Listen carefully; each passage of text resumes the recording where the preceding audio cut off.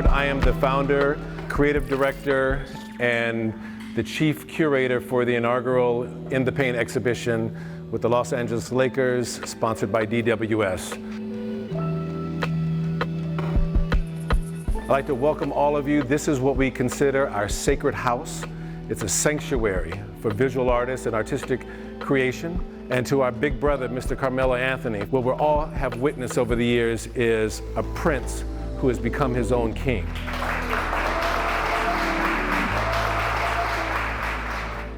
Welcome, Carmelo Anthony. I'm Sean Shepherd, and it's a pleasure for me to sit down and talk with you today. I'm sure everybody here is excited to hear what you have to say. So let's jump right into it. When did you discover that you were in love with art?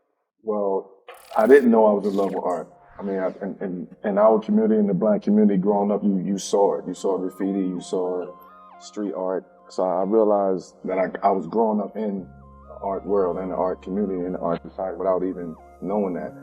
That's beautiful. So how often do you get a chance to meet the artist before you buy the piece?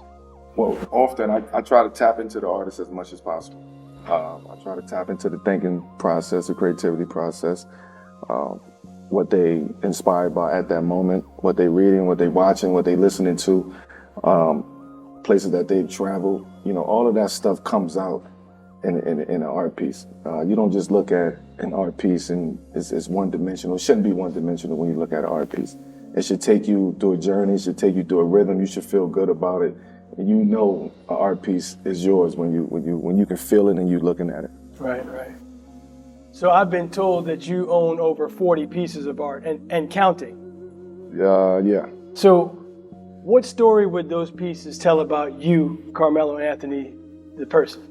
Yeah, my evolution, right? If you look at if you were to see my collection, it would take you from where I was at that point in time when I first started collecting art. And it would just take you on the journey of my growth, my maturity, places that I've been, thought processes. Do you remember your first piece that you purchased? It was a street artist in Soho, New York. And I just wanted the art piece just to say that I had an art piece. And it was a picture of a Black Jesus, right? And at the time, it was just like, I know the notion of Black Jesus. I know, what's behind it in the story. But again, it's just this. I'm walking on the street, and this is a street artist. He's painting it right there. And I felt something, not with the painting, but his energy. It was just a vibe. I think I bought into the vibe. So speaking of storytelling, tell us about this book. Your brand new book is out. What inspired you to write it, and what's in it? Well, there's a lot of knowledge in this book. It's a lot of vulnerability. For so long, I just thought that, nobody want to hear that story. It's the same story, right? It's, you go from poverty, you go from, you're around drugs, you're around guns, you're around gangs. It's the same story that we all have growing up in the hood.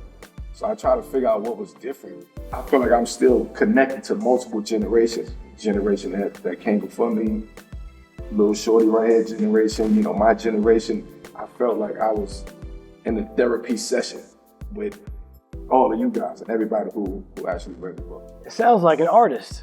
Well, it's art, right? Right. And then this is my form of art. My form of art is speaking my story. There's artists out there who paints their story. There's artists out there who raps and sing their story and do spoken word and poetry. Like, this is my form of art during this time. Did you realize at the time that you were writing the book that your artistic nature was on display once this book was created? No, I didn't look at it like that. I looked at it as, I was nervous a little bit because I never spoke on this story before. Well, just the name of the book, Where Tomorrows Aren't Promised, it's a sobering title for a book.